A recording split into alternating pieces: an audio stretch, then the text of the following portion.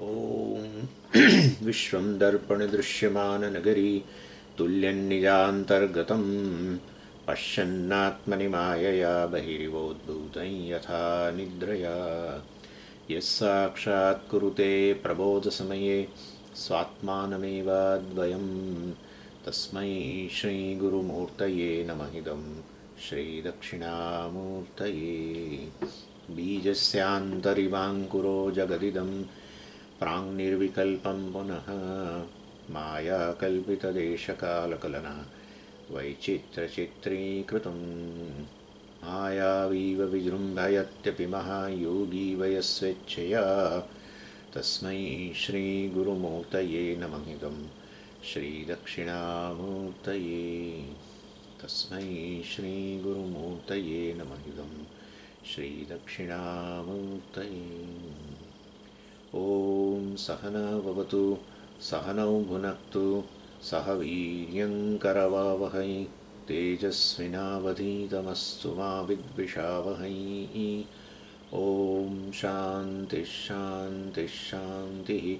सदाशिवसमारम्भां शङ्कराचार्यमध्यमाम् अस्मदाचार्यपर्यन्तां वन्दे गुरुपरम्पराम्। ॐ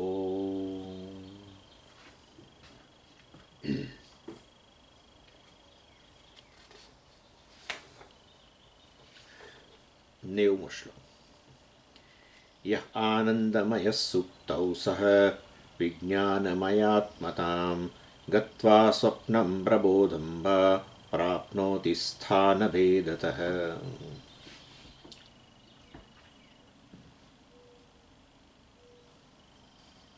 89 શ્લોકની અંદર કહ્યું કે શ્રુતિયુક્તિ અનુભૂતિભ્યઃ સપ્રકાશ ચિદાત્મકે બ્રહ્માનંદે સુક્તિકાલે સિદ્ધે સતી અન્યદાશૃણુ. સુષુપ્તિની અંદર બ્રહ્માનંદ અર્થાત આત્માનંદ, સુષુપ્તિમાં કેવળ આત્મા આનંદ સ્વરૂપ છે એવો અનુભવ છે એવું શ્રુતિ કૈવલ્ય ઉપનિષદ સુષુપ્તિકાલે સકલે વિલીને તમોભિભૂત સુખરૂપમેતિ. સુષુપ્તિ અવસ્થાની અંદર તમોભિભૂત અજ્ઞાનથી આવૃત, નેચરલી અજ્ઞાનથી આવૃત જે છે સુખરૂપમ, આ આત્મા પોતાના મહિમામાં પ્રતિષ્ઠિત છે, સુખમાં પ્રતિષ્ઠિત છે. અજ્ઞાનથી તમસઃ અભિભૂત, તમસા અભિભૂત એ વધારે સારું, અજ્ઞાનથી આવૃત થઈ. એટલે શ્રુતિએ કહ્યું કે આત્મા આનંદ સ્વરૂપ છે, બ્રહ્માનંદ રહેલો છે ત્યાં સુષુપ્તિમાં. યુક્તિથી પણ આપણે સિદ્ધ કર્યું કે હું સુખેથી સૂતો હતો એવી મને હું જાગું ત્યારે સ્મૃતિ હોય છે. તો જાગ્રત કાળે વાસ્તવની અંદર આવી સ્મૃતિ સંભવી ન શકે કે હું સુખેથી સૂતો હતો, સુખનો અનુભવ કર્યો હતો સુષુપ્તિમાં. એવી જો સ્મૃતિ જાગ્રત કાળે રહે તો પછી સુષુપ્તિમાં આનંદનો અનુભવ કર્યો જ હોવો જોઈએ. આપણે આનંદનો તો અનુભવ કર્યો હોય બરાબર છે, પણ એ તો કોઈને કોઈ વિષયથી આવ્યો. કોઈ વિષય જ ક્યાં છે સુષુપ્તિમાં? વિષયથી અન્ય, તમારાથી અન્ય કશું છે નહીં. એટલે સુષુપ્તિમાં મેં મારા સુખનો, મારા સ્વરૂપનો જ અનુભવ કર્યો, સુખનો અનુભવ કર્યો એવી સ્મૃતિ જાગ્રત કાળે હોય છે. તેમાં ક્યાં યુક્તિ કેવી રીતે થઈ? એને અર્થાપત્તિ કહેવાય, અન્યથા અનુપપત્તિ, અધરવાઇઝ નોટ પોસિબલ. એમ શક્ય ના બને, સ્મૃતિ આવી શક્ય ન બને જો એના પહેલાં તમે આનંદનો અનુભવ ન કર્યો હોય. હું સુખેથી સૂતો એવો તમારી સ્મૃતિ અત્યારે છે જાગ્યા ત્યારે, એ જ બતાવે છે કે તમે સુખ સ્વરૂપ છો, તમે સુખનો અનુભવ કર્યો છે સુષુપ્તિમાં, તમારાથી અન્ય નહોતું એટલે તમે જ સુખ સ્વરૂપ. આને છે ને અર્થાપત્તિને યુક્તિ કહેવાય. અનુમાન અને અર્થાપત્તિ બંને છે, પણ અર્થાપત્તિ અહીંયા ગણે છે. અન્યથા અનુપપત્તિ. ઉપપત્તિ એટલે પોસિબલ, તર્કસંગત, યુક્તિયુક્ત. અનુપપત્તિ તર્કસંગત ના બને, અન્યથા જ જો આવું ન હોય તો. દાખલા તરીકે જાગ્રત કાળે તમે જાગો ત્યાર પછી બધા રોડ ભીના જુઓ ચારે બાજુ, તો તમે જરૂર અનુમાન કરો જ ને કે હું જ્યારે સૂઈ ગયો રાત્રે ત્યારે જરૂર વરસાદ પડ્યો હોવો જોઈએ. That's it. એટલે અત્યારે આ રોડ ભીના ન હોય જો રાત્રે વરસાદ ન પડ્યો હોય તો. સમજ્યા? અન્યથા અનુપપત્તિ. આ શક્ય ન બને. શું? રોડ ભીના હોવું શક્ય ન બને જો રાત્રે વરસાદ ન થયો હોય તો. પણ રોડ ભીના છે માટે રાત્રે વરસાદ પડ્યો હોવો જોઈએ. અર્થાપત્તિ કહેવાય, પ્રિઝમ્પશન. એવી જ રીતે અત્યારે જાગ્રત કાળે મને સ્મૃતિ છે કે હું સુખેથી સૂતો, તો તમે સુષુપ્તિની અંદર આત્માનંદ કે બ્રહ્માનંદ રહેલો જ છે એ રીતે. એટલે અત્યારે જો આવી સ્મૃતિ ન હોત તો વાસ્તવની અંદર આવો સુખનો અનુભવ, મતલબ આ સ્મૃતિ, મતલબ આ રાત્રે, અર્થાત સોરી, બ્રહ્માનંદ ન હોત, આત્માનંદ ન હોત તો આવી સ્મૃતિ ન હોત. એમ રાત્રે વરસાદ ન પડ્યો હોત તો અત્યારે રોડ ભીના ન હોત. પણ આ રોડ ભીના જણાય છે માટે રાત્રે વરસાદ પડ્યો હોવો જોઈએ. આ રીતે આપણે હંમેશા ઉદાહરણ પેલું આપીએ, દેવદત્ત પીનો ભવતી. હા, પીન, પીન, પીન એટલે પીન નહીં, ભોલો, ભોલો કહેવાય એને. દેવદત્ત ભોલો બની ગયો. પીન એટલે પીપ, પીપળું. દેવદત્ત પીપળું થઈ ગયો. ચારે બાજુથી બધું, ક્યાંય કશો ભેદ જ નથી લાગતો. કંઠ ક્યાં છે ને બસ બધું એકાકાર છે. એક ડ્રમ ઊભું રાખ્યું હોય એવો. પાછું કહે છે રાત્રે ખાવ. અરે હું તો દિવસે ખાતો જ નથી. અલા તો પછી તારું વજન કેવી રીતે વધે છે? એટલે જરૂર રાત્રે ઊભો થઈને ફ્રીજમાંથી કાઢીને ખાઈ લેતો હોવો જોઈએ. એવી જો રાત્રે ન ખાતો હોત તો આ વજન ન વધ્યું હોત, પણ વજન વધ્યું છે તો પછી રાત્રે ખાતો હશે. દીવાને ભૂંગતે, દિવસે નથી ખાતો તો કંઈ, પણ રાત્રો ભૂંગતે રાત્રે ખાય છે. એટલે જો વરસાદ ન પડ્યો હોત તો આ રોડ ભીના ન હોત, પણ રોડ ભીના જણાય છે તો રાત્રે વરસાદ પડ્યો હોવો જોઈએ. જો આ સુષુપ્તિમાં બ્રહ્માનંદ આત્માનંદ ન હોત તો જાગ્રત કાળે હું જાગું પછી એની સ્મૃતિ ન હોત. અનુભવમાંથી સ્મૃતિ આવે, પરંતુ અત્યારે મને સ્મૃતિ છે, રાઈટ, કે હું સુખેથી સૂતો હતો, તો પછી બ્રહ્માનંદ સુષુપ્તિમાં રહેલો હોવો જોઈએ. આનું નામ યુક્તિ. એટલે શ્રુતિ, યુક્તિ અને અનુભવ તો છે જ આપણને સુષુપ્તિમાં. એટલે આ રીતે સુખનો અનુભવ તો સુષુપ્તિમાં કરેલો જ છે, એટલે અનુભવે થઈ ગયો છે. એટલે વાસ્તવની અંદર શ્રુતિયુક્તિ અનુભવ દ્વારા સિદ્ધ કર્યું. સપ્રકાશ ચિદાત્મકે, હું 89મો શ્લોકની વાત જોઈ રહ્યો છું. સપ્રકાશ ચિદાત્મકે બ્રહ્માનંદે સુપ્તિકાલે, સુષુપ્તિની અંદર સપ્રકાશ, સ્વયં પ્રકાશ, ચિદાત્મકે. હા, સ્વયં પ્રકાશ તો સૂર્ય છે, એટલે સુષુપ્તિમાં સૂર્ય રહેલો છે નથી. સુષુપ્તિમાં સ્વયં પ્રકાશ ચિદાત્મકે, ચિત્ત સ્વરૂપ, ચૈતન્ય સ્વરૂપ. આત્મક એટલે સ્વરૂપ, આત્મા. ચિદાત્મક એટલે ચિત્ત સ્વરૂપ, ચૈતન્ય સ્વરૂપ. આચાર્ય એટલે બહુ ક્લિયર. તો એકલું સપ્રકાશ બોલો તો આ જળ પ્રકાશને પણ તમે કહી દો, કારણ કે સૂર્ય સપ્રકાશ જણાય છે, પણ એવો જળ પ્રકાશ નહીં. ચિદાત્મકે ચૈતન્ય સ્વરૂપ વાસ્તવમાં બ્રહ્માનંદે, અને જે વાસ્તવમાં એ જ આનંદ સ્વરૂપ છે, બ્રહ્મ છે. સુપ્તિકાલે સિદ્ધે, માટે સુષુપ્તિ કાળે તો સિદ્ધ થઈ ગયો. સિદ્ધે સતી, સિદ્ધ કર્યો હોવા છતાં અન્યદા શૃણુ, અન્યદા અન્ય કાળે, અન્ય કાળે પણ બ્રહ્માનંદ જ રહેલો છે. કારણ કે તમે જ છો, પછી શું હોય? તમે તો બધી અવસ્થામાં છો. તમે ખાલી સુષુપ્તિમાં થોડા છો. તમે જાગ્રતનો અનુભવ કરો છો, સ્વપ્નનો અનુભવ કરો છો. તો તમે જ બ્રહ્માનંદ જાગ્રત કાળે પણ રહેલો છો. તમે કે બ્રહ્મ જાગ્રત કાળે રહેલા જ છો અને સ્વપ્નમાં રહેલા છો. પણ એ જાગ્રત કાળે વાસ્તવમાં તો વિષયોમાંથી આનંદ આવે છે, ફલ વાસનાનો આનંદ છે, ફલાણો આનંદ છે. એમાં ક્યાં બ્રહ્માનંદ છે? આમ તો 88મા શ્લોકમાં કહી દીધું કે બ્રહ્માનંદ જ આની અભિવ્યક્તિ છે. વિષયાનંદ વાસનાનંદ અભિવ્યક્તિ છે, એટલે એમાં બ્રહ્માનંદમાં આમ પરિવર્તન થઈને વિષયાનંદ બનતો નથી. બ્રહ્માનંદ જે છે, બ્રહ્માનંદ બ્રહ્મરૂપે રહીને જ વાસ્તવની અંદર આ પ્રકારે વિષયોનો અનુભવ કરો ત્યારે પણ આ જ પ્રકારે વાસ્તવમાં ખરેખર તો આ પોતાના સ્વરૂપનો જ આનંદ ભોગવી રહ્યા છો. કારણ કે પેલું તો મિથ્યા છે, વિષયાનંદ વગેરે તો એ મિથ્યા ઉત્પત્તિ જે છે એ વાસ્તવમાં કોઈ દિવસ સત્યમાં ફેર ના લાવી શકે. મિથ્યા સર્પની ઉત્પત્તિ કોઈ દિવસ રજ્જુમાં પરિવર્તન ના લાવે. મિથ્યા એને જ કહેવાય કે જે સત્યમાં પરિવર્તન લાવ્યા વગર ઉત્પન્ન થાય. હા, મિથ્યા એને જ કહેવાય કે જે સત્યમાં પરિવર્તન લાવ્યા વગર ઉત્પન્ન થાય. અને માટે વિષયાનંદ બ્રહ્માંડ જે છે કે વાસનાનંદ છે જાગ્રત કાળે, એ તો મિથ્યા છે. માટે બ્રહ્માનંદ રૂપે રહીને બ્રહ્મરૂપે રહીને જ આ વિષયના આનંદ રૂપે પ્રગટ થાય છે. ચાલો, એ તો બધું મેં સમજાવ્યું છે બહુ જ. એટલે અને પછી અહીંયા 90મા શ્લોકમાં કહ્યું, એ આનંદમય સુપ્તૌ સહ વિજ્ઞાનમય આત્મતાન ગત્વા સ્વપ્નમ પ્રબોધમ વા પ્રાપ્નોતિ સ્થાન ભેદતઃ. સુષુપ્તિ કાળે જે આનંદમય છે એ જ વાસ્તવની અંદર જાગો ત્યારે વિજ્ઞાનમય અને મનોમય થઈ જાય છે.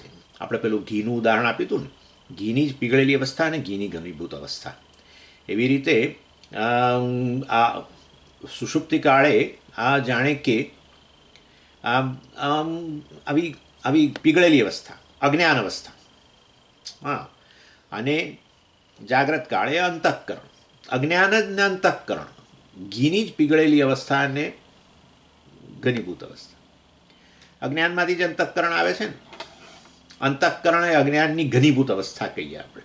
અજ્ઞાન એ જે છે એ પીગળેલી અવસ્થા, કારણ કે અંતઃકરણ લય પામી ગયું. અંતઃકરણ એટલે અહંકાર ગણવાનું. અહંકારની લય અવસ્થા છે ને, અને અહંકારની ઘનીભૂત અવસ્થા જાગ્રત અને સ્વપ્ન, એમ એ રીતે. અને એટલે વાસ્તવની અંદર જાગ્રત કાળે મનોમયને વિજ્ઞાનમય કહીએ, એ જ આનંદમય જે છે, જે વાસ્તવમાં સુષુપ્તિ કાળે આનંદમય રહેલો છે, એ જ વાસ્તવમાં વિજ્ઞાનમય અને મનોમય બને છે. એટલે આનંદમયને આપણે આનંદમયની અને એમાં જાગ્રતમાં વિજ્ઞાનમય ગણી લો, અને સ્વપ્નમાં મનોમયની, મનની પ્રધાનતા છે ને સ્વપ્નમાં, માટે મનોમય. જાગ્રતમાં બુદ્ધિની પ્રધાનતા ગણીએ એટલે માટે વિજ્ઞાનમય. બસ આટલું. જાગ્રતમાં પ્રમાતા જે છે એ વાસ્તવમાં, એટલે ઇન શોર્ટ વિજ્ઞાનમય અને મનોમય. અને એ પીગળી ગયા તો એ આનંદમય કહીએ. મતલબ સુષુપ્તિમાં જે વાસ્તવમાં આનંદમય, જે આનંદનો અનુભવ કરી લો છે એ જ વાસ્તવમાં વિજ્ઞાનમય અને મનોમય છે. માટે જાગ્રત કાળે પણ તમે સુખનો જે અનુભવ કરો છો એ ખરેખર તમારા સ્વરૂપના જ આનંદનો અનુભવ કરો છો, એ કહેવાનો આશય છે. પણ અને પાછું કહ્યું એની અંદર સ્થાન ભેદતઃ. તો તમે આટલા ત્રણ કેમ કહો છો? જાગ્રત કાળે તમે કહો ને કે આનંદમય છે, આનંદમય કેમ નથી બોલતા? સ્વપ્ન કાળે આનંદમય છે એમ જ બોલો ને. એ આનંદમય કેવા અહંકાર જે છે એ જ સુષુપ્તિમાં છે, તો પછી જાગ્રત કાળે એ જ બોલો ને, આનંદમય જ બોલો ને. ના ભાઈ, સ્થાન ભેદતઃ અમે નામ જુદા જુદા આપીએ છીએ, કારણ કે એ અહંકાર કે જીવ જે છે વાસ્તવમાં એનું સ્થાન અલગ અલગ હોય છે, અવસ્થાને અનુરૂપ એનું સ્થાન બદલાય છે. અને માટે એ સ્થાનને ભેદને કારણે અમે જુદા જુદા નામ આપીએ છીએ. 91મો શ્લોક. નેત્રે જાગરણમ કંઠે સ્વપ્ન સુપ્તિ પ્રહૃદંબુજે આપાદમસ્તકમ દેહમ વ્યાપ્ય જાગર્તિ ચેતન. સુષુપ્તિ કાળે ક્યાં હૃદંબુજે, હૃદ અંબુજે, અંબુજ અંબુની જાયતે ઇતિ અંબુજ, અંબુ વોટર, પાણી, એમાં ઉત્પન્ન થનારું કમળ. હૃદ અંબુજે, હૃદય કમળ. એટલે આપણી નાભીથી 1 ઇંચ, એક વેંત ઉપર જે સ્થાન છે ને, ત્યાં આ મહારાજ આરામ ફરમાવે છે. સુષુપ્તિ કાળે એમનું સ્થાન ત્યાં છે. ત્યાં શું એવું તો શું છે ત્યાં ઊંઘવા માટે જાય? ભાઈ ઘરે જ જાય ને ઊંઘવા માટે, તો રસ્તા પર થોડા ઊંઘી જાય, ઘરે જ જાય ને. તે એનું ઘર છે, હૃદય એનું ઘર છે. હાસ તો ત્યાં કેમ કારણ કે અહંકારની ઉત્પત્તિ જ ત્યાં છે ને. હા, ચૈતન્યની અભિવ્યક્તિ ક્યાં છે? હૃદયમાં, હૃદયમાં નહીં, અંતઃકરણમાં સ્વામીજી. અંતઃકરણનું સ્થાન કયું? હૃદય. હા. અને માટે પોતાના ઘરે જ જાય ને સૂવા માટે. એટલે સુષુપ્તિ કાળે હૃદંબુજે, આ હૃદય કમળની અંદર આરામ ફરમાવે છે આ અહંકાર સાહેબ. અને પછી એટલે મતલબ કે જ્યારે એમ કહેવાય અહંકાર જ્યારે હૃદય કમળમાં જ વિરાજમાન થાય ત્યારે સુષુપ્તિ આવી જાય, આવું એ કહી શકો. પછી જ્યારે કંઠમાં આવે, હા, બહાર આવવું પડે ને, વ્યવહાર કરવા માટે બહાર આવવું પડે, ઓફિસમાં જવું પડે ને, ઘરમાં રહીને વ્યવહાર ન થાય, બેગ લઈને નીકળે. એટલે એ અહંકાર સાહેબ પછી હૃદય કમળમાંથી કંઠમાં આવીને બિરાજે ત્યારે સ્વપ્ન વ્યવહાર થાય. અહંકાર વ્યવહાર કરે, હા, એની પાછળ પેલો વાઘ પડે ને એ કંઈક પાછો ભેળપૂરી ખાવા જાય ને, બધું બહુ વ્યવહાર બહુ કરે બધો. સ્વપ્ન પુરુષ અહંકાર બધે બહુ વ્યવહાર કરે. વ્યવહાર કરવા માટે એણે પોતાનું સ્થાન જે છે હૃદય, એમાંથી એણે બહાર આવવું પડે, નાડી દ્વારા એ બહાર આવે. નાડી એનો રોડ છે આવવાનો, હા, અને એ દ્વારા એ કંઠમાં આવે. એટલે કંઠે સ્વપ્ન, જ્યારે કંઠમાં આવે અહંકાર ત્યારે એ વાસ્તવમાં શું કહેવાય? એ સ્વપ્નાવસ્થા કહેવાય. એટલે જ્યારે કંઠમાં આવ્યો ત્યારે અમે એને મનોમય કહીએ છીએ. હૃદય કમળમાં હતો અને આનંદ લેતો હતો સૂતા સૂતા, ત્યારે આનંદમય. એ અહંકાર આનંદમય કહેતા, કારણ કે એ આનંદમાં ડૂબી ગયેલો છે. પણ આનંદમય કહે છે, આનંદ સ્વરૂપ કહી દો ને. અરે ભાઈ, પણ પેલું અજ્ઞાન ઉપાધિ છે ને હજુ તો. અહંકારની લય અવસ્થા છે, પણ અજ્ઞાન અહંકારનો લય પણ ક્યાં થાય? એનું કારણ અજ્ઞાન, કારણ શરીર, જે કહો તે. અને અહંકાર શું કહેવાય? સૂક્ષ્મ શરીર કહો, જે કહો તે કહો. શું જે કહો તે? એટલે અમે જે કહેવું કહીએ, તમે તો સ્થૂળ શરીર કહીશું, એ સ્થૂળ શરીર નથી, હા કહેવાય. પણ અહંકારમાં સ્થૂળ શરીર તો છે, એ જાગ્રત અવસ્થા. ઓકે, જ્યારે પૂરેપૂરો વ્યાપી જાય અહંકાર. આપાદમસ્તકમ દેહમ વ્યાપ્ય જાગૃતિ ચેતન, એ તો બરાબર છે. એટલે આ વાસ્તવમાં જાગ્રત અવસ્થામાં તો પગના પેલા અંગૂઠાથી માંડીને મસ્તક સુધી વ્યાપી ગયો. પણ છતાં એનું એક વિશેષ સ્થાન બતાવે છે, નેત્રે જાગરણમ. નેત્રે, તે નેત્રમાં ક્યાં છે? આખા શરીરમાં વ્યાપેલો છે જાગ્રત અવસ્થામાં તો અહમ. હા, પરંતુ જાગ્રત કાળના વ્યવહારમાં તમે જોજો સૌથી વધુ પ્રધાનતા આંખની છે. અને માટે નેત્રે જાગરણમ, જ્યારે એ જ અહંકાર જીવ નેત્રમાં બેઠો છે ત્યારે જાગ્રત અવસ્થા, એ કંઠમાં બેઠો છે ત્યારે સ્વપ્નાવસ્થા, અને હૃદયમાં બિરાજમાન છે ત્યારે આ સુષુપ્તિ અવસ્થા. આ જ અહંકારની ત્રણ અવસ્થાઓને કારણે, એના સ્થાન ભેદને કારણે અમે એને એ જ આનંદમય, જે સુષુપ્તિમાં જેને આનંદમય કહો, એને અમે મનોમય કહો સપનાવસ્થામાં, કંઠમાં છે માટે, અને નેત્રની અંદર આવ્યો ત્યારે એને અમે વિજ્ઞાનમય કહીએ છીએ. હે ને, જગત સાથે વ્યવહાર કરે છે ને પરમાત્મા બની વિજ્ઞાનમય. એટલે આ રીતે વાસ્તવમાં કહેવામાં આવે છે. એક જ, અને આવું જ હોય છે. ઘરમાં હો ત્યારે તમારી ઓળખાણ એક હોય, તમે બહાર નીકળીને ઓફિસ જાઓ તે પછી તમારી ઓળખાણ બદલાય ને, તમારું નામ મેનેજર કે જે કહેતા હોય કે જે હોય તે. ઇન શોર્ટ, એટલે મેં નામ જુદા જુદા આપ્યા છે. એક જ અહંકારના આનંદમય જ છે સુષુપ્તિમાં, એ જ વાસ્તવની અંદર આ વિજ્ઞાનમય અને મનોમય બને છે, જાગ્રત અને સ્વપ્નમાં. પણ સમગ્ર શરીરમાં એ વ્યાપ્ત થઈ જાય છે, એનો આશય શું છે એ સમજાવે છે.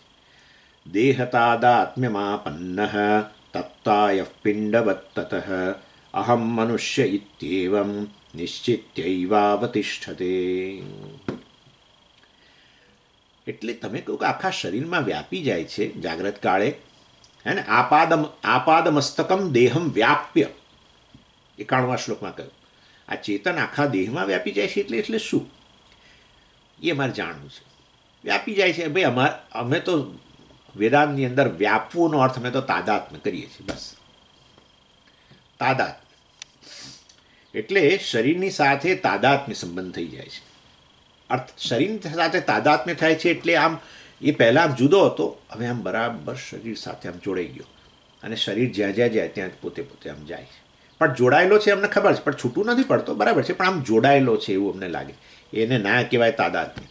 તાદાત્મ્ય એટલે આ એનો આત્મા ને આ એનો આત્મા. તદ આત્મા યસ્ય સહ તદાત્મા. આ શરીરનો આત્મા ચૈતન્ય બની ગયો, ચૈતન્યનો આત્મા જાણે શરીર બની ગયું. મતલબ કે હું શરીર છું, બે એક બની ગયા.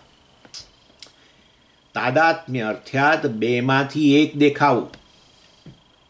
બેનું જોડાણ નહીં, જોડાણ દેખાઈ રહ્યું છે, બે હજુ અમને દેખાય જ ખરા પણ છૂટા નથી પડતા, એને અમે તાદાત્મ્ય કહીએ છીએ. એ ખોટી વાત છે તદ્દન.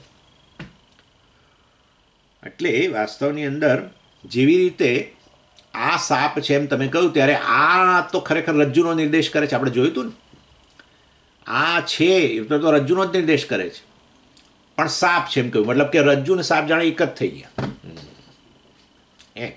એને કહેવાય આ સર્પનું રજ્જુનું સર્પ સાથે તાદાત્મ્ય. સર્પનું રાજ્જુ સાથે રજ્જુનું એ થઈ શકે, સર્પનું રજ્જુ સાથે તાદાત્મ્ય થાય, પણ એ તો ખતરનાક થઈ જાય. હા, હોય સાપ અને એને રજ્જુ કહી દે એટલે સર્પનું રજ્જુ સાથે રજ્જુનું સર્પ સાથે તાદાત્મ્ય, સર્પનું રજ્જુ સાથે તાદાત્મ્ય થઈ ગયું એવું કે તો ખતરનાક નહીં. પણ આ તો આપણે તો સાદું ઉદાહરણ, નિર્દોષ ઉદાહરણ લઈએ છીએ. રજ્જુને બદલે સાપ કયો, મતલબ રજ્જુ ને સાપ હવે બે અલગ વસ્તુ રહી જ નહીં, એક જ વસ્તુ થઈ ગઈ એમ કહીએ આપણે. એટલે દેહ તાદાત્મ્ય આપન્ન તપ્તાય પિંડવત. આ તો જાણીતું ઉદાહરણ છે. તપ્તાય પિંડવત. આ અગ્નિનો ગોળો છે એવું કહ્યું ત્યારે વાસ્તવમાં લોખંડ અને અગ્નિ બે જુદી વસ્તુ ન રહી. લોખંડ અને અગ્નિ વચ્ચે તાદાત્મ્ય થઈ ગયું. લોખંડનો આત્મા, લોખંડે જાણે અગ્નિનું સ્વરૂપ ધારણ કરી લીધું, અગ્નિએ લોખંડનું સ્વરૂપ ધારણ કરી લીધું. અગ્નિ ગોળ બની ગયો જાણે, અને લોખંડ વાસ્તવમાં શીતળ હતું એ હવે આ ઉષ્ણ બની ગયું. માટે લોખંડ વત્તા અગ્નિ બોલવાને બદલે અગ્નિનો ગોળો બોલીએ છીએ, ફાયરબોલ. એટલે તપ્તાય પિંડવત દેહ તાદાત્મ્યાપન્ન. એટલે એવી રીતે શરીર સાથે આ તાદાત્મ્ય સંબંધ થઈ જવાનું કારણ. એટલે એનો મતલબ છે હું શરીર જ છું એવો નિશ્ચય થવો. એટલે આ જાગ્રત કાળે આ દેહને વ્યાપી ગયો, અર્થાત હું દેહ છું એવું જાગ્રત કાળે અહંકાર બોલવા લાગ્યો, હું મનુષ્ય છું. એનીવે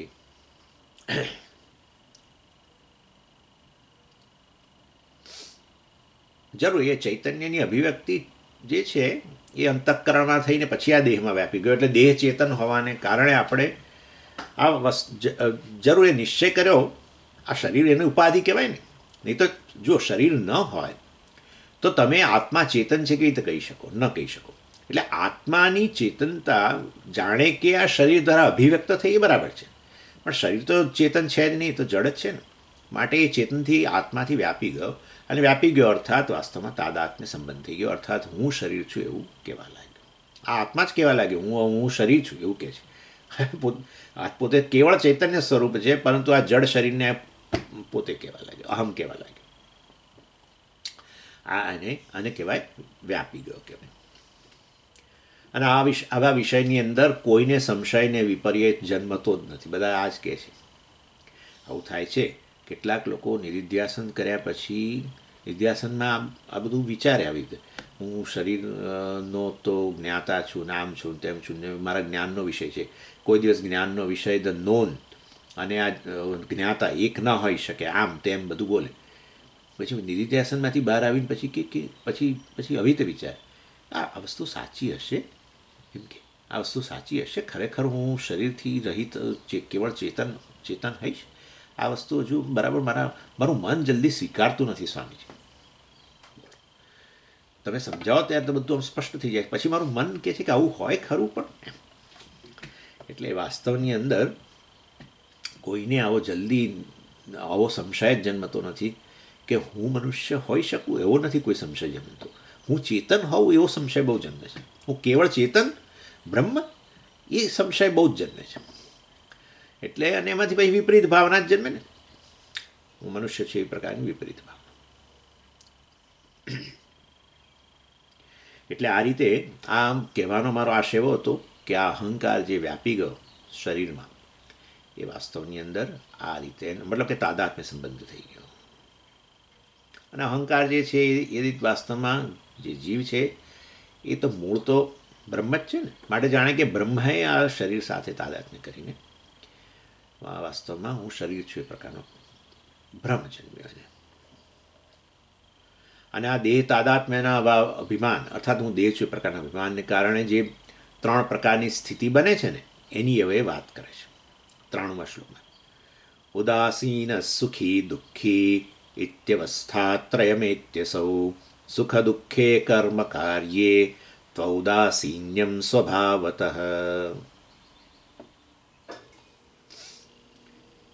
એટલે શરીર સાથે એક થઈ ગયો, હું શરીર છું એવું કહેવા લાગ્યો, તો પછી હવે આ અહંકારની જીવની 3 અવસ્થા આવી ગઈ.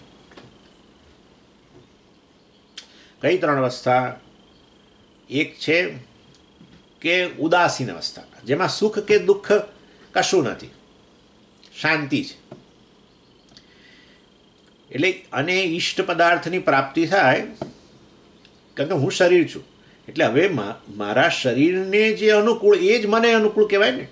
હું શરીર થઈ ગયું એટલે શરીરને અનુકૂળ વસ્તુ નથી આપણે બોલતા, મને અનુકૂળ છે એમ જ બોલીએ. એટલે અને એ અનુકૂળ વસ્તુ જે હોય એને આપણે ઈષ્ટ વસ્તુ કહીએ. અને એના માટે પેલો રાગ વગેરે પણ હોય. અને એ રાગનો વિષય મળી જાય, અનુકૂળ પદાર્થ પ્રાપ્ત થાય, એને ભોગવતા ભોગવતા શું જન્મે? સુખ જન્મે. અને સુખ જન્મે ત્યારે તમે શું કહેવાના છો? એકચ્યુઅલી એને શરીરને સુખાકારી આપી, પણ તમે હું શરીર છું એવું કહેવા લાગ્યા છો હવે જાગ્રત અવસ્થામાં. માટે તમે શું કહેશો? હું સુખી. અત્યારે હું સુખી છું, સ્વામીજી કેરીનો રસ ખાઈ રહ્યો છું. વાહ ભાઈ વાહ, આનંદમાં છું એમ કહે છે. વાહ, રસપૂરી ખાઈ રહ્યો છે, વેરી ગુડ.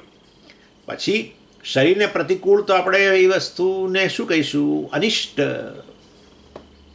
અને અનિષ્ટ પદાર્થની પ્રાપ્તિ થાય તો શું થાય? દુઃખ જન્મે. કોને? શરીરને પ્રતિકૂળ છે તો માટે શરીરને દુઃખ જન્મે. ના ના ના ના ના, પણ હું જ શરીર છું માટે હું દુઃખી. એટલે આ રીતે વાસ્તવમાં સુખ અને દુઃખ આ ત્રણ અવસ્થા. એક તો હું સુખી, હું દુઃખી, અને ત્રીજું ઉદાસીનતા. કોઈ વિષય સુખનો વિષય ભોગવતા નથી, કોઈ અત્યારે અનિષ્ટ વિષય નથી, ઈષ્ટ કે અનિષ્ટ વિષયનો સંપર્ક જ નથી, અને છતાં હું શાંતિથી બેઠો છું બસ. અને ક્યારેક આવું હશે ને સુખમાં હોઈએ, કશું ભોગવતા ન હોય, આનંદથી બેઠા હોઈએ બસ, અને ઉદાસીન અવસ્થા કહેવાય. એનીવે, એટલે અસૌ ઉદાસીન સુખી દુઃખી ઇતિ અવસ્થાત્રયમ એતિ અસૌ. અસૌ એતિ આ 3 અવસ્થાઓ પ્રાપ્ત કરે. આ એટલે પેલો અહંકાર જેણે હવે આ જાગ્રત અવસ્થામાં હું શરીર છું એવું કહેવા માંડ્યો તાદાત્મ્ય સંબંધને કારણે, એ આ 3 અવસ્થા પ્રાપ્ત કરે. હું સુખી, હું દુઃખી અને હું ઉદાસીન. સુખે નહીં ને દુઃખે નહીં. પહેલાં એ આવ્યું ક્યાંથી? આમ 3 અવસ્થા આવી ક્યાંથી? ભાઈ આમ તો પ્રારબ્ધને કારણે છે. પહેલાં જે કર્મ કરેલા એને કારણે ઉત્પન્ન થાય સુખ અને દુઃખ. પુણ્ય કર્મને કારણે સુખ અને પાપ કર્મને કારણે અનિષ્ટ વસ્તુનો સંપર્ક અને દુઃખ. એટલે આ સુખ દુઃખ તો કર્મને કારણે થાય. પણ જ્યારે કોઈ કર્મફળ ન મળી રહ્યું હોય જાગ્રત અવસ્થામાં, ત્યારે ઉદાસીન અવસ્થા હોય, જ્યાં ના સુખ હોય ના દુઃખ હોય. પ્રારબ્ધ આવું કરે ખરું, તમને જીવિત રાખે પણ બહુ સુખ દુઃખ ના આપે વચ્ચે વચ્ચે. આ તો સુષુપ્તિ અવસ્થા એ જ છે. આખા પ્રારબ્ધ થકી શરીર તો મળ્યું, હા, પણ તોય પાછું એ જીવતા હોઈએ ત્યારે સુખ દુઃખ વગરની સ્થિતિ આવે તો છે જ ને. ઊંઘી જઈએ ત્યારે કયું સુખ ને કયું દુઃખ? ના, તમે તો બોલ્યા કે હું સુખી, હું મને બ્રહ્માનંદનો અનુભવ થાય, પણ એ તો તમારા પોતાના સ્વરૂપનો આનંદ છે. પણ વિષયનો સંપર્કની વાત ચાલે છે. વિષયનો સંપર્ક થવો, ઈષ્ટ વસ્તુનો સંપર્ક તો નથી જ ને. એ વિષય સુખ વગેરે તો છે જ નહીં. અનિષ્ટ વસ્તુનો સંપર્ક એ નથી. મારે હું દુઃખી એવો એ નથી, સુખી નહીં ને દુઃખી નહીં. એટલે વાસ્તવની અંદર પ્રારબ્ધના અંતર્ગત તમને સુખ દુઃખ આવે અને એને કારણે કર્મફળને અનુરૂપ, અને પછી એને કારણે હું સુખી દુઃખી ખ્યાલ જન્મે. પરંતુ કોઈ કર્મફળ પ્રારબ્ધ વિચારું આવું કરે ખરું? વિચારું નહીં, એ તો બહુ ખતરનાક છે. પણ એની વચ્ચે વચ્ચે તમને આવું રાખે નહીં તો સતત સુખી દુઃખી સુખી દુઃખી સુખી, અને એમાં પાછું સુખી તો ઓછું, દુઃખી દુઃખી દુઃખી દુઃખી દુઃખી દુઃખી દુઃખી દુઃખી, અને પછી થોડું સહેજ આમ સુખ, પછી પાછું દુઃખ દુઃખ દુઃખ દુઃખ દુઃખ દુઃખ. આવું સતત ચાલે ને તો ગાંડા થઈ જાય માણસો, ગાંડા જ થઈ જાય. જુઓ ભગવાન કેવી સુંદર એરેન્જમેન્ટ કરી, પ્રારબ્ધને સસ્પેન્ડ કરી દે. ચાલો હવે તમે ભલે જીવતા રહો પણ સુખ દુઃખ નહીં આપો, બસ તમને આમથી આમ ઝોલા ખાઓ છો ને, આમથી આમ ને આમથી આમ, સુખ અને દુઃખ, સુખ અને દુઃખ. આમ એક છેડેથી પછડાઈને પેલી બાજુ જાય, બીજી આ બાજુથી પછડાઈને આ બાજુ આવે.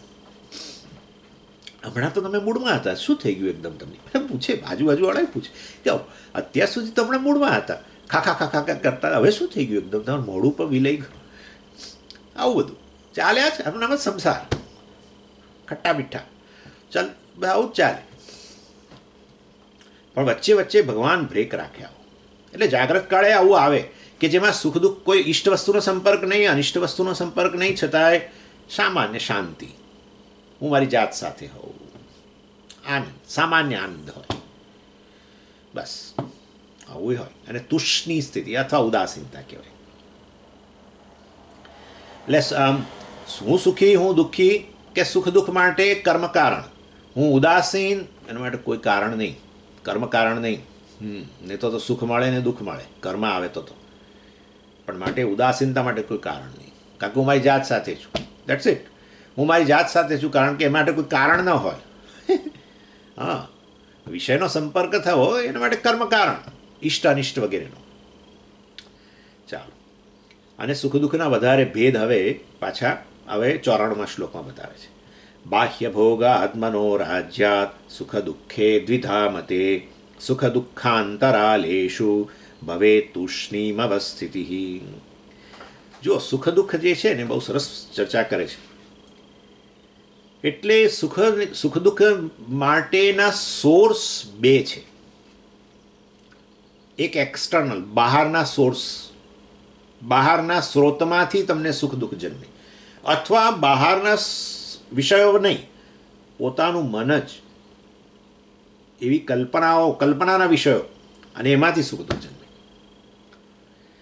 એટલે બહારની વસ્તુ, દાખલે કે તમે આ રસપુરી મેં હમણાં કહ્યું ને, ખાધું, બહારનો વિષય છે ને, તો તમારાથી બહાર છે ને, એનો સંપર્ક કર્યો ને સુખ જન્મ્યું. અથવા કોઈ જગ્યાએ લપસી ગયા, બાથરૂમમાં કોઈ વ્યક્તિ લપસી ગયો અને ફ્રેક્ચર થયું ને દુખાવો ને બીજી બધી, એ તો દુઃખ જન્મ્યું. તો બહારના વિષયોમાંથી, એક્સટર્નલ, એમાં સંપર્કથી પણ સુખ દુઃખ જન્મે. અને બીજો પ્રકાર છે મનોરાજ્યાત. મનોરાજ્યને કારણે સુખ દુઃખ જન્મે. હા, બેઠો છે હિંચકા પર, હવે આવું કરીશ ને આમ કરીશ તો બહુ મજા આવશે, આમ તેમ આવું કરીશ તો આવું થઈ જશે, અને એને કારણે પછી બસ એવી પરિસ્થિતિ આવશે ને ત્યારે મને બહુ જ આનંદ થશે, વગેરે વગેરે. એ કલ્પનાઓ કરે, મનોરાજ્ય. એને મનોરથ, આ લોકો વૈષ્ણવોમાં મનોરથ કે, પણ આપણે, એટલે એ તો બહુ સારી વસ્તુ, ભગવાન માટેના મનોરથ. હું 51 મણ કેરી ધરાવીશ, બસ આવું. એક જણે કલ્યાણ પુષ્ટિ હવેલી આપણી છે ને ત્યાં વસ્ત્રાપુર, એક જણે આવો મનોરથ કર્યો. 51 મણ એટલે 20 કિલો, આઈ થિંક. હા, આપણા ગુજરાતમાં ક્યાંક અહીંયા આપણા અહીંના લોકો મિત્રો આપણે કદાચ થશે કે આ શું બોલે છે, પણ મણ એટલે 20 કિલો, આઈ થિંક. 1 ક્વિન્ટલ ના, 1 ક્વિન્ટલ એટલે તો 100 કિલો. આપણા પ્રિયકાંતભાઈને પૂછ. હા, મણ એટલે 20 કિલો, બરાબર છે. એટલે 51 મણ. આ તો મારો અનુભવનો વિષય છે. એકવાર દર્શન કરવા ગયા તો પછી ભગવાનની ચારે બાજુ બધી કેરીઓ જ કેરીઓ. વાહ, ભગવાન કેરીઓના ડુંગર પર બેઠેલા હોય એવું લાગ્યું મને. પછી કોઈક પેલા વ્યક્તિએ, પેલા મહારાજ જે પેલા પૂજારી હતા, એમણે મને કહ્યું કે આ ફલાણી વ્યક્તિએ આજના દિવસે 51 મણ કેરીનો મનોરથ કર્યો છે. મનોરથ એટલે શું પણ સમજી, મનને રથની જેમ દોડાવો. રથ જેમ ગમે તે દિશામાં દોડે ને ચારે બાજુ, એવી રીતે મનને ચારે બાજુ દોડાવો. એને આપણે અહીંયા સંસ્કૃતમાં મનોરાજ્ય કહીએ. બસ મનનું રાજ્ય છે અત્યારે. બાહ્ય રાજ્ય તો ભૂલાઈ ગયું છે, બેઠો છે હિંચકા પર, પણ એ મનના રાજ્યની અંદર રમણ કરી રહેલો છે. આમ થશે ને પછી પછી લગ્ન મારા કરી લઈશ ને પછી આમ ને મારા બાળકો હશે પણ હવે બહુ આવી બધી કલ્પના હોય લોકો. તમે શું માનો છો? અને પછી આવું અહીંયા જઈશ ને તો પછી આ જગ્યાએ જવા જેવું નથી, હમણાં જ ત્યાં એક્સિડન્ટ થયો તો આમ હતું તેમ હતું, હું ગયો ને તો પછી આવી રીતે મારે તો પાછું સ્કૂટર છે અને કદાચ કે આવું થઈ જાય ને આપણે પછી દુઃખ જ નહીં. મનને કલ્પનાઓમાંથી જ મનની કલ્પનાઓ જ ના જ વિષય કલ્પના દ્વારા સુખ અને દુઃખ, એટલે એક આંતર સોર્સ મન પોતે જ. શાના માટે? સુખ દુઃખ માટે. અથવા તો બાહ્ય, એટલે કે છે બાહ્ય ભોગાત મનોરાજ્યાત સુખ દુઃખે દ્વિધા મતે. બે પ્રકારના સુખ છે. એટલે વાસ્તવની અંદર બાહ્ય નિમિત્ત જ્યારે હોય ને ત્યારે આપણે તો હવે એ સંસારના પદાર્થો પર અધીન હોઈએ. બહાર તો આટલા બધા વિષયો છે, બધા સુખ તો આપતા જ નથી. એટલે પેલો ઈષ્ટ વિષય આવવો જોઈએ, અથવા અનિષ્ટ વિષય આવે તો દુઃખ જ. એટલે એ આપણા હાથમાં નથી, એ પ્રારબ્ધના હાથમાં છે, કર્મફળદાતાના હાથમાં છે. ભાઈ એ તો કયો વિષય મોકલવો, ઈષ્ટ કે અનિષ્ટ. એટલે એ વાસ્તવમાં એમાં આપણી સ્વતંત્રતા નથી, પરંતુ મનોરાજ્ય જે છે એના દ્વારા જે સુખ દુઃખનો અનુભવ કરીએ છીએ એમાં તો આપણે સ્વતંત્ર છીએ, આપણું રાજ્ય છે. એટલે વાસ્તવની અંદર એને અહીંયા એટલે મનોભોગ ના કહ્યું, મને વિષયોની કલ્પના કરીને એના કારણે ભોગવીએ સુખ દુઃખ એવું ના કહ્યું, મનોરાજ્ય કહ્યું. કારણ કે આપણું સ્વતંત્ર છે, આપણે સ્વતંત્ર છીએ. રાજ્ય એટલે સ્વતંત્રતા, આપણું રાજ્ય એટલે આપણે સ્વતંત્ર હોઈએ ને. જ્યારે બહારના ભોગોમાં આપણી સ્વતંત્રતા નથી, એ પ્રારબ્ધ ઈશ્વર સ્વતંત્ર છે એમાં.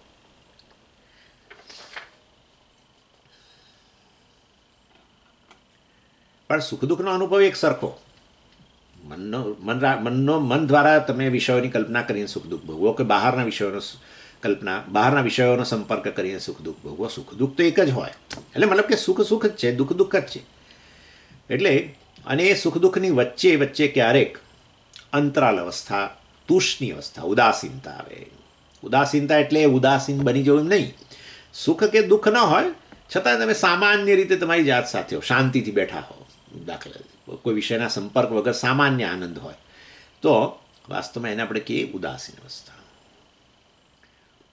એટલે વિશેષ કરીને જ્યારે તીવ્ર આનંદ તીવ્ર દુઃખનો અનુભવ ન થતો હોય અને છતાંય કશું કરવાની ઈચ્છા ના હોય, કોઈ વિષયનો પ્રાપ્ત કરવાની ઈચ્છા ન હોય, ઈષ્ટ વસ્તુને પ્રાપ્ત કરવાની ઈચ્છા ન હોવી, અનિષ્ટ વસ્તુને દૂર કરવાની ઈચ્છા ન હોવી, એવી જે સ્થિતિ છે એને ઉદાસીન અવસ્થા કહે છે. આ સમજી લેજો, ઉદાસીન અવસ્થા. બરાબર, આવી ચર્ચા આપણે કદી કરી નથી, પરંતુ આ ઉદાસીન અવસ્થા એટલે આમ ઉદાસની જેમ બેઠો છે, દાઢી વધી ગઈ છે, એવું બધું નહીં. કેવું ઉદાસીન આવી અવસ્થા. તમને કોઈ વસ્તુની ઈચ્છા પણ નથી, સુખના વિષયને ઈષ્ટ વિષયને મેળવવાની, કે પેલો કોઈ અનિષ્ટ વિષય પડ્યો હોય તો ક્યાંક એને દૂર કરી દઉં જેથી દુઃખ ના આવે, એવું કશું ઈચ્છા નથી. અને છતાંય તમે તમારી જાત સાથે શાંતિથી બેઠા છો, તો પછી એને આપણે તુષ્ણની સ્થિતિ કહીએ. કારણ કે એમાં વાસ્તવમાં કોઈ જાણે કે પ્રારબ્ધ એનું કામ કરતું ન હોય એવું લાગે, એટલે સસ્પેન્શન લાગે આપણે. પણ છતાંય કંઈ દુઃખ નથી અને એવો વિશેષ આનંદ એ નથી, સામાન્ય રીતે તમે તમારી જાત સાથે બેઠા હો શાંતિથી, એને અહીંયા તુષ્ણની સ્થિતિ કહીએ. અને એ વાસ્તવમાં આ તુષ્ણની સ્થિતિ જે છે એ સમયે કેવા પ્રકારનો અનુભવ હોય છે. ઉદાસીનતા, કારણ કે આપણને આ થાય જ ને, ઉદાસીન શબ્દ વાપર્યો ને એટલે આપણને થાય કે શું કેવી સ્થિતિ છે. એટલે એ વખતના અનુભવ જે કેવો છે એ વસ્તુ 95 શ્લોકમાં બતાવે છે. ન કાપી ચિંતા મેસ્ત્યદ્ય સુખમાસ ઇતિ બ્રુવન ઔદાસીન્યે નિજાનંદ ભાનમ વક્ત્યખિલો જનઃ. ન કાપી ચિંતા મેં કાપી ચિંતા નાસ્તિ. બસ, મને કોઈ અત્યારે ચિંતા નથી, બધું કામ પૂરું થઈ ગયું છે. બેસે છે ને લોકો ઘણીવાર આવી રીતે બેસે છે, હિંચકા પર બેઠા હોય ત્યારે ઘણીવાર આવું હોય. ઘણીવાર હિંચકા પર બેસીને મનોરાજ્ય હોય, અને હિંચકા પર બેસીને સામે ટેબલ પર રાખીને આમ ખાતા જાય ને હિંચકોય ખાતા જાય ને પેલું ખાતા જાય, એ કરતા હોય. પણ હિંચકા પર બેઠા હોય શાંતિથી એક ખૂણાની અંદર તકીઓ નાખીને, અને કોઈ એવું હોય કે આપણે બધું કામ પૂરું કરીને બેઠા છીએ, શાંતિ છે, તો એ વસ્તુ અને તુષ્ણની સ્થિતિ કહેવાય. ન કાપી ચિંતા મેં અસ્તિ અદ્ય, અત્યારે, સુખમાસે, સુખમાસ નહીં, સુખમ આસે, એ તો પેલું પાછળ ઈ છે ને એને કારણે પેલો એકારનો લોપ સંધિને કારણે સુખમ આસે, હું સુખેથી બેઠો છું. ઇતિ બ્રુવન, આવું કહી રહેલો છે એ વ્યક્તિ કેવી સ્થિતિમાં છે? ઔદાસીન્યે, એ વ્યક્તિ આ અત્યારે ઉદાસીન અવસ્થામાં છે. અને પછી ધીમે રહીને કહે છે નિજાનંદ ભાનમ ભક્તિ અખિલો જન, આને જ નિજાનંદ કહેવાય. જ્યારે વાસ્તવમાં ખરેખર કેમ નિજાનંદ? નિજાનંદ એટલે પોતાનો આનંદ, એટલે વિષયનો આનંદ નહીં. એમ આ પણ નથી જ ને વિષયનો આનંદ, એટલે થઈને ઉદાસીન અવસ્થા કે કોઈ ઈષ્ટ વસ્તુનો સંપર્ક નથી છતાં આ સામાન્ય આનંદ છે, આ તો પછી નિજાનંદ જ કહેવાય. એટલે આ ઉદાસીન અવસ્થા એ નિજાનંદ અવસ્થા. તો આ નિજાનંદ જ બ્રહ્માંડ. શાંતિ તો રાખો, કરીએ છીએ ચર્ચા, તમને ધીરે ધીરે ખેંચી જવા પડશે ને ત્યાં સુધી. નિજાનંદ બ્રહ્માનંદ નથી, પરંતુ કંઈક બીજા પ્રકારની વસ્તુ છે. એટલે આપણે આ શબ્દ બહુ વાપરીએ છીએ, સ્વામીજી એ નિજાનંદમાં છે એમ કે નિજાનંદમાં.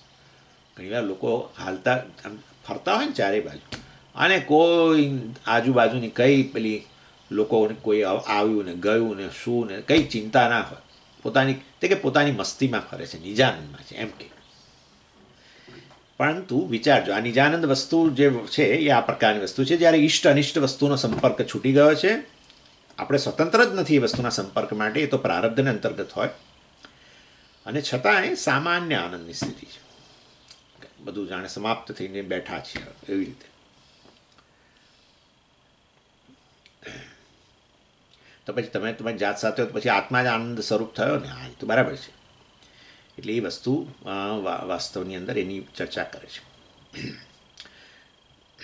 એટલે હવે આ જે નિજાનંદ છે એ જ વાસ્તવમાં પહેલાં આપણે જે પેલો વાસનાનંદ કયો એનું જ આ રૂપ છે એ વસ્તુ હવે બતાવે છે. અહમસ્મિત્યહંકાર સામાન્યાચ્છાદિ તત્વતઃ નિજાનંદો ન મુખ્યોયમ કિંત્વસૌ તસ્ય વાસના. એટલે અહીંયા સમજાવે છે કે આ નિજાનંદ જે છે એ જ આ વાસ્તવમાં આપણો જે સ્વરૂપ આનંદ જે છે એનું જાણે કે અનાવૃત રૂપ, એ સ્વરૂપભૂત આનંદ જ જાણે અભિવ્યક્ત થયો છે એવું કેમ ન કહી શકાય? કંઈ વિષય તો છે નહીં, અને વાસ્તવમાં તો પછી વિષય ન હોય તો એ જેમ તમે સુષુપ્તિમાં કોઈ વિષય હાજર નહોતો તો તમે ફટાક કરતું કહી દીધું કે ત્યારે બ્રહ્માનંદ છે. તો હવે અહીંયા એ જ સ્થિતિ છે ને, કોઈ વિષયનો તો ઈષ્ટ વસ્તુનો સંપર્ક નથી છતાં આનંદ છે, તો પછી એને બ્રહ્માનંદ કહી દો. વિષય જ હાજર છે, વિષય તો ગેરહાજર છે.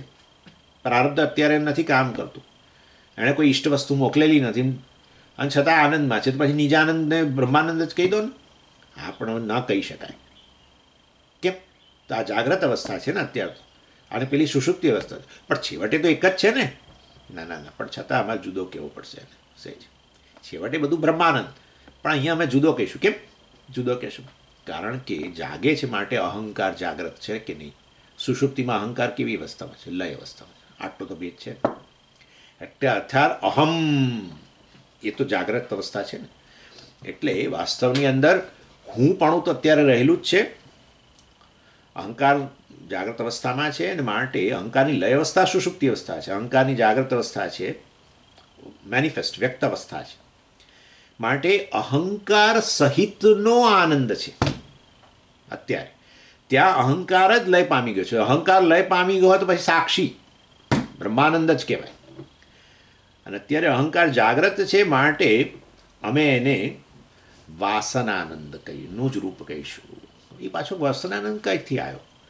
ભાઈ આ તો મેં આપણે પતિ ગયેલી ચર્ચા છે. આ તો પાછું બધું એનું એ જ પહેલેથી પાછું શરૂ કરવાની વાત ના કરશો. વાસનાનંદ એટલે શું?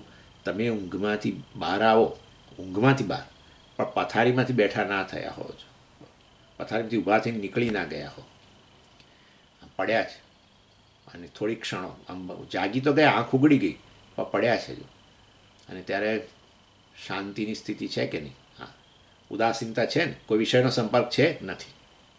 ઈષ્ટ અનિષ્ટ વસ્તુનો સંપર્ક ના નથી. આનંદ છે? આ છે થોડી ક્ષણો. તો એ કયો આનંદ? સુષુપ્તિમાં જેનો અનુભવ કરેલો એની વાસના જે છે એને વાગોળીએ છીએ. આવું મેં કહ્યું હતું ને તમને, જાગ્રત અવસ્થાની તમે જમવા બેઠા હો તો તમને બહુ ભાવતી વસ્તુ હોય ને એનો આનંદ મળ્યો હોય તો પછી તરત આપણે બીજી વસ્તુને અડીએ નહીં. કેટલાક લોકો ખાધા પછી આઈસ્ક્રીમ ખાય, અને આઈસ્ક્રીમ ખાધા પછી પેલા લોકો પેલી વરિયાળી આપે, તે કે ના મન નહીં જોઈએ. કેમ લો ને વરિયાળી છેલ્લે? ના, પેલું હમણાં મેં પેલું ખાધું છે ને આઈસ્ક્રીમ, એનો સ્વાદ મોંમાં છે, ગળામાં છે, પેટમાં છે એનો સ્વાદ, એટલે ત્યાં સુધી હમણાં કશું નહીં. જે હોય ઇન શોર્ટ, જેનો અનુભવ કર્યો એની વાસનાને વાગોળતા વાગોળતા આનંદ આવે છે. એટલે આ વાસનાનંદ જે છે એવો જ આ નિજ આનંદ છે. જાગ્યા છો તો છો જ તમે ત્યાં, એટલે અહંકાર જાગ્રત અવસ્થામાં આવી ગયો, ઊંઘમાંથી બહાર આવ્યા એટલે, અને છતાંય આનંદમાં છો. ઇષ્ટ અનિષ્ટનો સંપર્ક પણ નથી, અને છતાં આનંદમાં છો. ઉદાસીન અવસ્થા. એટલે આ નિજાનંદ અત્યારે અમે જે કહીએ છીએ તમને, જાગી બહાર ઊભો થઈ ગયેલો છે પણ કોઈ ઇષ્ટ અનિષ્ટનો સંપર્ક ન થતો હોય અને તમે શાંતિથી બેઠા હો, તો એ પહેલાં જાગ્યા પછીની જે સ્થિતિ છે આપણી એ પ્રકારની જ સ્થિતિ છે. માટે અમે એને બ્રહ્માનંદ કહેવાને બદલે વાસનાનંદ કહીએ છીએ. નિજાનંદ બ્રહ્માનંદનું રૂપ છે એવું સીધે સીધું કહેવાને બદલે બ્રહ્માનંદ ત્યારે જ કહેવાય કે જ્યારે અહંકાર લય થઈ ગયેલો હોય, ત્યારે કેવળ સાક્ષી જ હાજર છે. એટલે એ દ્રષ્ટિએ વાસ્તવમાં આ બેમાં અમે આટલો ભેદ કહીએ છીએ. પણ એ પાછું એ પણ છેવટે વાસનાનંદ હોય કે નિજાનંદ હોય, આનંદ તો વાસના કોની છે? બ્રહ્માનંદની જ વાસના છે. એ વાત બરાબર છે તમારી, પણ સીધે સીધો અમે બ્રહ્માનંદ નથી કહેતા, કારણ કે અહંકાર જાગ્રત અવસ્થામાં છે. અહંકારનો ભેળસેળ એ આનંદમાં અહંકારની ભેળસેળતા છે. હું આનંદમાં છું એ પ્રકારની એની સ્થિતિ છે અત્યારે. આ બધું સમજો. હવે પછીની જે ચર્ચા આવવાની છે એમાં બધી સમાધિ ને આવું બધું ચર્ચા આવશે, એટલે આ બધું જરા વ્યવસ્થિત સમજી લેજો. એટલે વાસ્તવમાં આ પ્રકારની અહંકાર જાગ્રત છે, અહમ ભળેલો છે અંદર. જ્યારે સુષુપ્તિની અંદર તો અહમ જ નથી, અહમ જ લય પામી ગયો છે ને. હા, એટલે સીધે સીધો જાણે બ્રહ્માંડનો જ અનુભવ કરીએ છીએ. આવી વાત છે.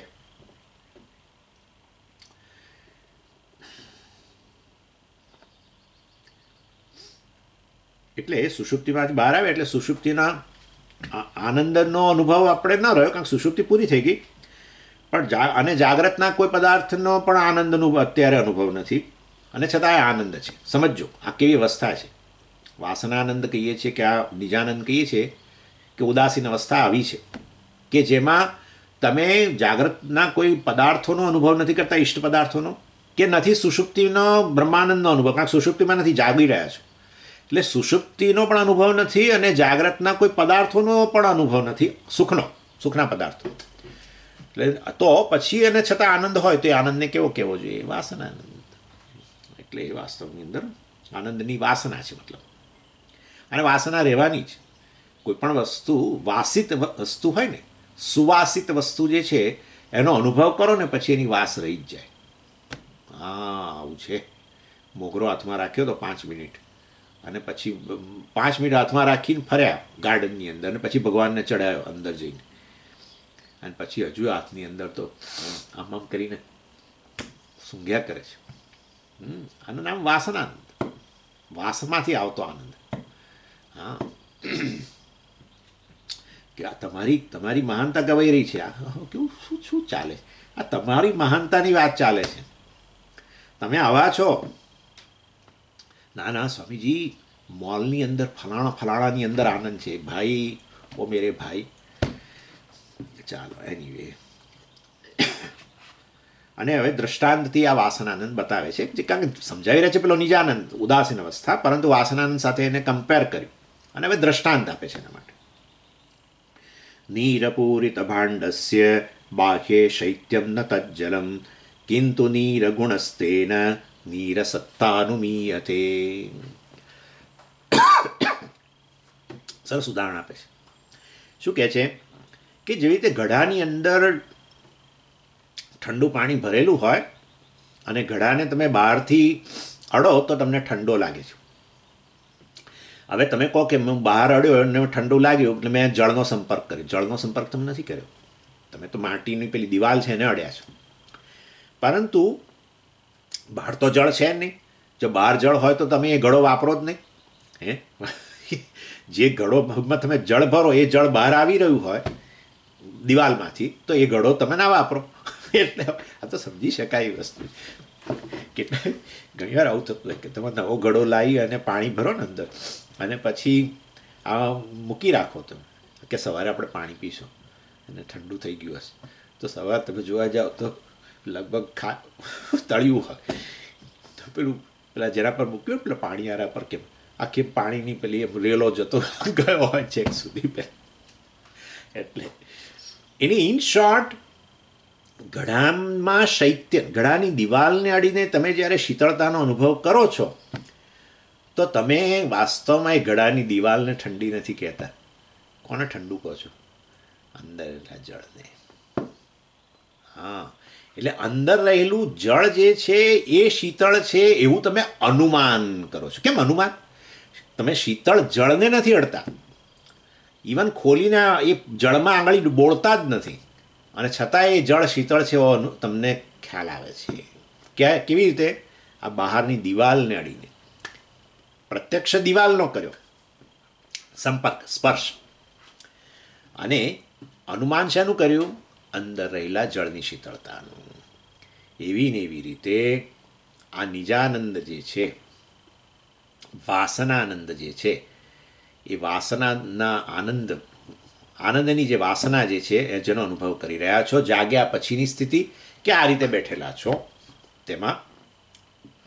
જેમાં ઈષ્ટ વસ્તુનો સંપર્ક નથી, કે અત્યારે સુષુપ્તિ નથી, સુષુપ્તિના આનંદનો અત્યારે અનુભવ નથી, અને આ જાગ્રત અવસ્થામાં હોવા છતાંય બહારના કોઈ વિષય ઈષ્ટ વસ્તુનો સંપર્ક નથી, ને છતાંય આનંદ હોય, જેને નિજાનંદ કહ્યો.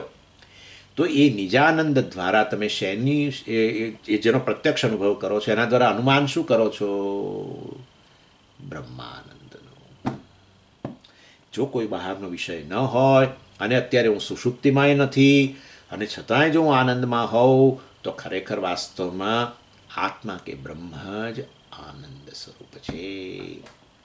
આનંદની વાસના છે. એટલે વાસનાનંદમાં બ્રહ્માનંદ છે કે નિજાનંદમાં બ્રહ્માનંદ છે, એ રીતે એ અનુમાનથી આપણે ખબર પડે છે. એ વખતે બ્રહ્માનંદનો જાણે અનુભવ નથી કરતા, પરંતુ એનું અનુમાન કરીએ છીએ, અને એ વસ્તુને વધારે સ્પષ્ટ કરે છે. યાવદ અહંકાર વિસ્મૃતોભ્યાસયોગત તાવત સૂક્ષ્મ દ્રષ્ટે નિજાનંદોનુમીયતે. બહુ સરસ વસ્તુ કહે છે. આ વસ્તુ કે આપણે કરવાની જરૂર નથી, આપણા માટે હું તમને પછી સમજાવવાનો છું. આ બધું આપણું ધારણા, ધ્યાન, સમાધિ વગેરે બધી વસ્તુઓ એ શું બોલે? ધારણા, ધ્યાન, સમાધિ ક્યાંથી લઈ આવે? ભાઈ 11મો અધ્યાય જે છે બ્રહ્માનંદે યોગાનંદ એ છે. એટલે મારે યોગની વાત તો લાવવી જ પડશે ને, યોગની વાત લાવવી પડશે. માટે ભગવદ્ ગીતાનો 6ઠ્ઠો અધ્યાય લાવવો પડશે. ક્યાંક સમાધિની વાત ત્યાં કરી તો પછી હવે એટલે હવે અમારે તમારો ક્લાસ ભરવા કે હવે અષ્ટાંગ યોગ કરવો એ હવે પહેલાં બોલી દો, પછી અમે નહીં તો હમણાં અમે નીકળી જઈએ છીએ ઝૂમમાંથી, અત્યારે જ નીકળી જઈએ. એટલે હવે આપ છેવટે બ્રહ્મનિષ્ઠા માટે અમારે યોગને ચિંતા ના કરો, એ ચિંતા મારા પર છોડ દો ને ભાઈ. હા, ધારણા, ધ્યાન, સમાધિ બધું આપણે બોલીશું, છતાં આપણા પ્રમાણે જ આપણે બધું ઇન્ટરપ્રિટ કરીશું. આપણને આવડે જ બધું. આપણને આવડે છે કે તમને આવડે છે? ના, આપણને બધાને આવડે છે. ઓકે. યાવદ અહંકાર વિસ્મૃત અભ્યાસ યોગત, યોગનો અભ્યાસ. કારણ કે અહીંયા મેં તમને કહ્યું હતું, પહેલાં જ કહી દીધેલું કે આ થોડીક યોગની ચર્ચા આવશે જ અહીંયા. અને કેટલાક વેદાંતના આચાર્યો છે એ આ રીતે યોગ જે છે અષ્ટાંગ યોગ એની ચર્ચા કરતા હોય છે, અને એમાં કે સમાધિની અંદર આ રીતે વાસ્તવમાં નિર્વિકલ્પ સમાધિની અંદર નિર્વિકલ્પક આત્મા નિર્વિકલ્પક છે, અદ્વૈત છે, વિકલ્પ નથી, દ્વૈત નથી. એનો એ નિર્વિકલ્પક આત્માનો બ્રહ્મનો અનુભવ કરે છે આવો, અને એ રીતે નિષ્ઠા મેળવે છે, એવું પ્રકારનું કહે છે. પરંતુ એની આવશ્યકતા નથી, એ ચર્ચા કરીશું આપણે. ચાલો. યાવદ અહંકાર વિસ્મૃત, જેટલો અહંકાર ભૂલાતો જાય એટલો નિજાનંદ વધુ ને વધુ વ્યક્ત થતો જાય છે. કારણ કે અહંકારથી આચ્છાદિત, મેં તમને કહી દીધું, જાગ્રત અવસ્થામાં છે આ નિજાનંદ. એટલે એમાં અહંકાર જે છે થી આચ્છાદિત છે આ નિજાનંદ, એટલે જ કહીએ છીએ. નહીં તો બ્રહ્માનંદ જ છે આમ તો મૂળ તો, પરંતુ અહંકાર રહેલો છે માટે અમે કહ્યું ને અહંકારની ભેળસેળવાળો. એટલે અહંકાર જેટલે અંશે વિસ્મૃત, અહંકારની પ્રધાનતા, અહમની પ્રધાનતા હોય, અર્થાત દેહ મન બુદ્ધિ વગેરેની પૂરી સભાનતા હોય, પૂર્ણ સભાનતા હોય, તો પ્રમાણમાં આનંદ ઓછો. દેહ મન બુદ્ધિની સભાનતા જેમ ઓછી થતી જાય એમ નિજાનંદ વધુ ને વધુ વ્યક્ત થતો જાય. દેહ મન બુદ્ધિ સાથેનું તાદાત્મ્ય છૂટી જાય તો નિજાનંદને બદલે બ્રહ્માનંદ બોલાય. સમજી ગયા? આવી વાત છે. હા, યાવદ યાવદ અહંકાર વિસ્મૃત, એટલે આ અહંકાર વિસ્મૃત થતો જાય. શેના કારણે વિસ્મૃત થતો જાય? અભ્યાસ યોગ, અભ્યાસ યોગત, અભ્યાસ એટલે એમાં એ આપણે જોઈશું. એટલે અભ્યાસને કારણે, એટલે વાસ્તવની અંદર યોગના અભ્યાસને કારણે અથવા સમાધિ અભ્યાસને કારણે તમે અહંકાર, સમાધિ એટલે શું? અહંકારની વિસ્મૃતિ જ થઈ જવી. ચિત્તવૃત્તિ નિરોધ, અંતઃકરણની વૃત્તિનો નિરોધ થઈ ગયો. કર્યો, થયો નહીં. અષ્ટાંગ યોગ દ્વારા અને છે ને, હું આ જ્યારે વાત કરી રહ્યો હું ને, ત્યારે તમારે પેરેલલ પેલું રાખવાનું મનમાં, અહંકારનું મિથ્યાપણું. યોગમાં જેને અહંકારનો નિરોધ કયો, એને આપણે અહંકારનો નિષેધ કયો, એને આપણે અહીંયા અહંકારનું મિથ્યાપણું કહીએ છીએ. કેમ કેમ કેમ પણ ભેદ શું? એ લોકો નિરોધ કેમ બોલે છે, આપણે મિથ્યાપણું કેમ બોલે છે? કારણ કે અહંકાર મિથ્યા જ માટે. તો અહંકાર મિથ્યા છે તો એ લોકો શું કહે છે? એ લોકો કહે છે અહંકાર સત્ય છે. એમના માટે કશું મિથ્યા નથી. સમજી ગયા? એટલે એક અહંકારને બાધિત કરી નાખે વેદાંતિઓ. મિથ્યા કહી દીધું. એકવાર મિથ્યા સમજાઈ ગયું પછી તમારે કશું એને કરવાનું ના હોય. એની અંદર એને દૂર કરવાનું કશી જરૂર જ નથી. એકવાર રજ્જુ પરનો સર્પ બાધિત થઈ ગયો પછી કદાચ હજુ અનુભવાતો હોય તમને સર્પ, તો તમે મજા એની આસપાસ ફરશો આનંદથી, અને પાછું બીજાને બતાવશે, જો જો જો હું આ સર્પને હાથમાં લઉં છું એમ કરીને. કારણ કે એને ખબર છે કે આ તો રજ્જુ જ છે, સર્પ નથી. એટલે એવી બહાદુરી દેખાડે.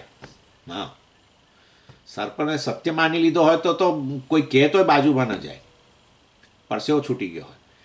પણ એકવાર સર્પ મિથ્યા સમજાઈ ગયો પછી સર્પનો અનુભવ બધાને આમ થઈ રહ્યો, કારણ કે એવો પ્રકારનો રજ્જુ હોય. માનો એવું હોય છે ઘણી વાર, એવું દોરડું હોય. મેં તમને કહ્યું ને, મને પોતાને જ એક જગ્યાએ આવું થઈ ગયું હતું, અને કેબલ, રજ્જુને બદલે કેબલ પડ્યો હતો, અને આવો આમ એવા શેપમાં પડેલો અને એવી જગ્યાએ પડેલો કે તમને ડાઉટ જાય છે.